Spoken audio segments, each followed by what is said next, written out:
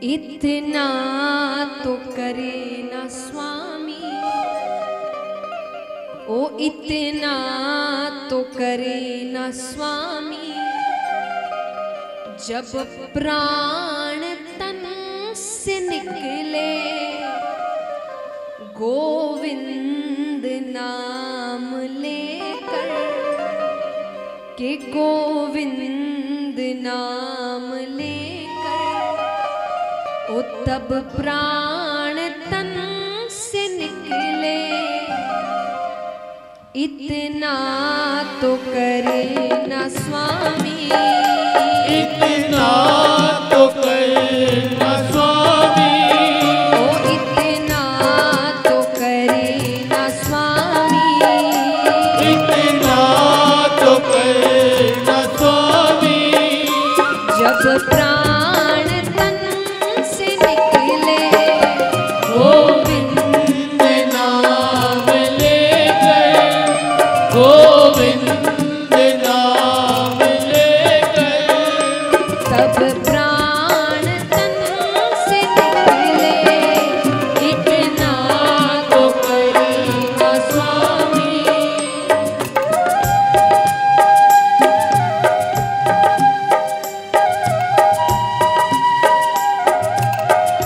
बोलिए कृष्ण कन्हैया लाल की।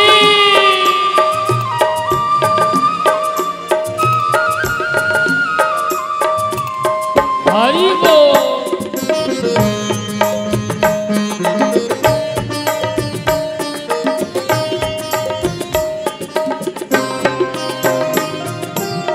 अब मांग ही रहे हैं तो अच्छे से मांगते हैं, जो जो उनको पूरा करना होगा वो कर ही देंगे।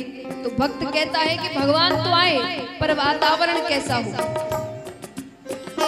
श्री गंगा जी का तट हो, यमुना का वंशीवट हो, गंगा जी का तट हो, यमुना का वंशीवट हो।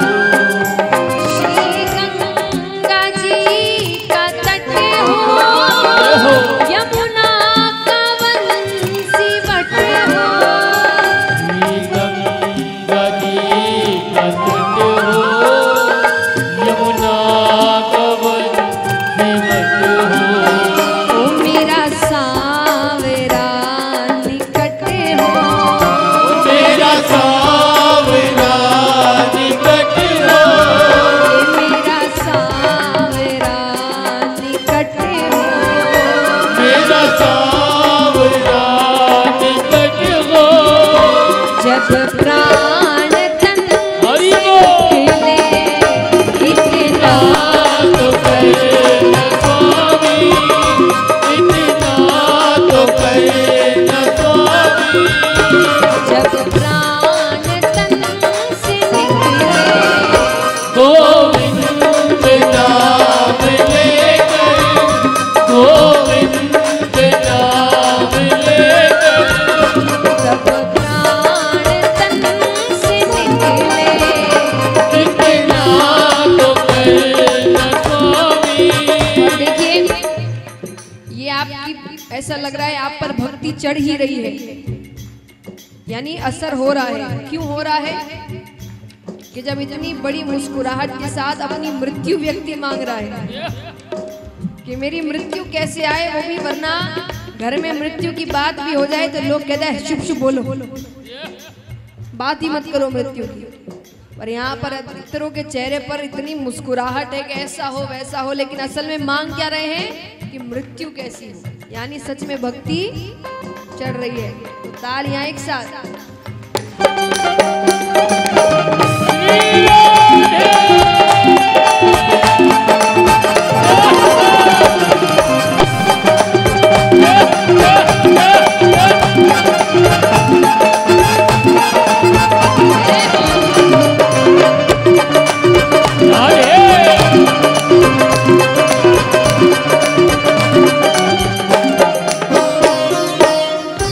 और अब भगवान आए भी तो कैसे, क्या कर रहे हो?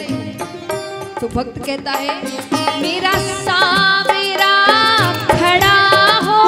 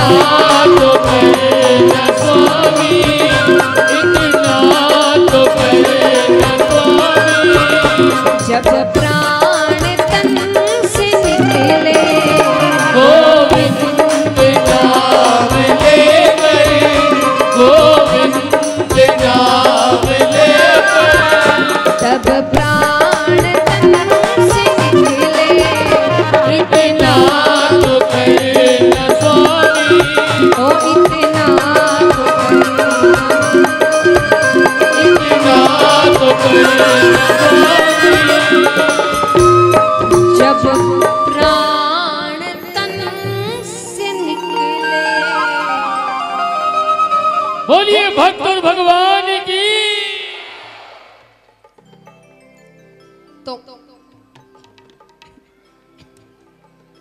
तो महाराज यानी अब भगवान जाते हैं भीष्म पितामह के पास, उनसे कहते हैं अंतिम इच्छा क्या है। भीष्म पितामह ने कहा मुझे आपके विराट रूप के दर्शन करने हैं। तब भगवान अपना विराट रूप दिखाते हैं उन्हें और उसी को देखते देखते देखते देखते उनकी मृत्यु हो जाती है और उनकी आत्मा भगवान के अंदर चली जाती है। इस प्रकार अब भगवान यहाँ से जाने लगते हैं, सभी से मिलकर भगवान चले गए।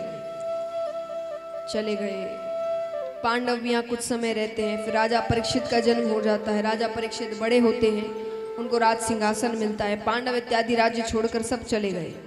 अब राजा परीक्षित ने बहुत समय तक राज्य किया। एक दिन खजाने की सफाई हो रही थी। देखिए पहले के समय राज्य क्या है, राजा का है।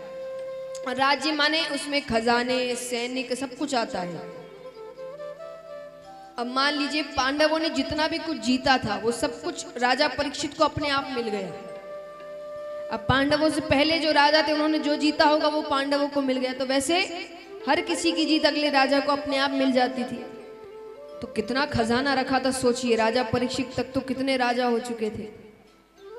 तो एक दिन खजाने की सफाई हो रही थी तो एक मुकुट मिलता है, बहुत कीमती, हीरे जवाहरातों से जड़ा हुआ।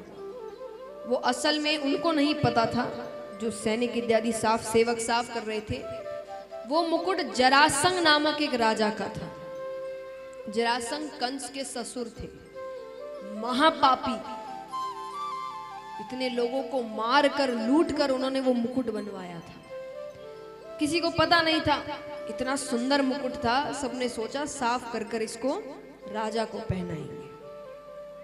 उसको ठीक से साफ किया जाता है और फिर वो मुकुट राजा को पहनाया जाता है। जैसी संगत वैसे विचार, वैसा स्वभाव। अब जैसे ही वो मुकुट पहना, राजा के मन में हिंसक भाव आने लगे। इतने वर्षों में राजा पहली बार कहते हैं आज शिकार खेलने चलते हैं। राजा ने कहा है जाना पड़ेगा। सब शिकार खेलने जाते हैं। अब देखिए बीच रास्ते में जा रहे हैं, तब वो सामने देखते एक शूद्र एक पैर के बैल को लाठी से बहुत बेरहमी से मार रहा है और उसके पैर के पास नीचे एक गौ माता पड़ी है अधमरी हालत में। उसको वो हर थोड़ी देर में पैर की ठोकर मार रहा है। राजा कहते हैं मेरे राज्य में ऐसी क्रूरता का कार्य कौन कर रहा है। उसके पास जाते हैं, तुम कौन हो। शूद्र ने कहा मेरा नाम कलियुग है। क्या है? कलियुग है।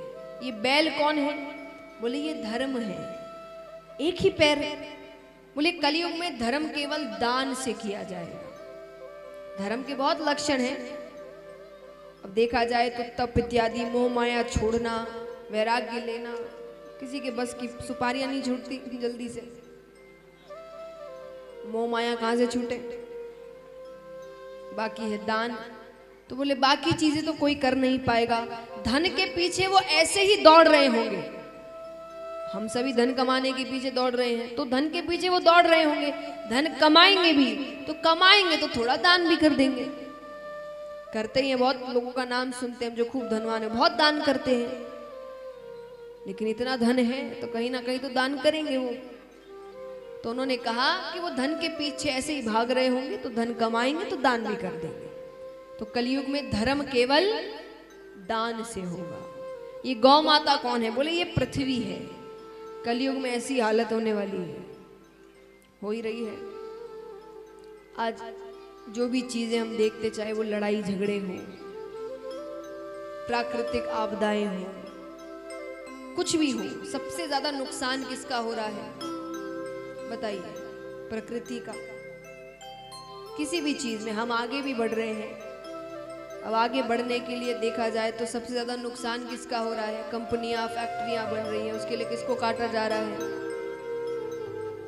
तो कुछ भी हो रहा है, किसी भी रूप में घूम फिर के देखिए, सबसे ज्यादा नुकसान अगर किसी का हो रहा है तो वो है प्रकृति। तो प्रकृति यानी पृथ्वी, तो उसकी ऐसी अधमरी हालत है। बोले कलयुग में उसकी हालत ऐसी ही होगी। राजा ने कहा तुम्हारा तो फिर मर जाना ही अच्छा है, ऐसा समय आने वाला है तो अभी खत्म कर दूंगा, तो ऐसा समय ही नहीं आएगा। तलवार निकालते मारने लगते। कलयुग ने कहा मुझ में लाख अवगुण हैं, पर एक ऐसा गुण है जो किसी युग में नहीं था। बोले कौन सा गुण? कलयुग केवल नाम आधारा। कलयुग में केवल भगवान का नाम लेने से भगवान की प्राप्ति होती है, तप इत्यादि कुछ नहीं। सिर्फ नाम जप भी आप करेंगे अगर दिन में, तो आपको भगवान की प्राप्ति होगी। देखिए सच्ची बात तो मैं कहूं, मेरी नजर में जो बातें हम कहते हैं इतना बड़ा गुण दिया गया है कलयुग को, क्यों दिया गया है बताइए? ऐसे कलयुग के लोगों ने कौन से महान काम किए कि भगवान ने इतनी सहूलियत दे दी हमको, बताइए। अच्छा मैं आपको उदाहरण देती हूँ। मान लीजिए कहीं भी डिस्काउंट लगता है, क्यों लगता है? कोई जगह सेल होती है, क्यों लगता है? इसलिए मैंने आपसे, आपको ज्यादा पता है इसके बारे में। जल्दी बताइए डिस्काउंट क्यों लगता है? वो बिक नहीं रही है चीज, वरना चीज बिकेगी तो इंसान घाटे में जाकर क्यों देगा? वो तो जितना पैसा लेता है उतना ही वो, मतलब वो चीज बिक। तो भगवान ने ऐसा क्यों, ऐसा कौन सा महान काम किया हमने कि भगवान ने हमको इतनी सहूलियत दी? क्योंकि भगवान जानते थे अगर इतना आसान नहीं करूंगा तो ये मुझे मानने ही नहीं वाले।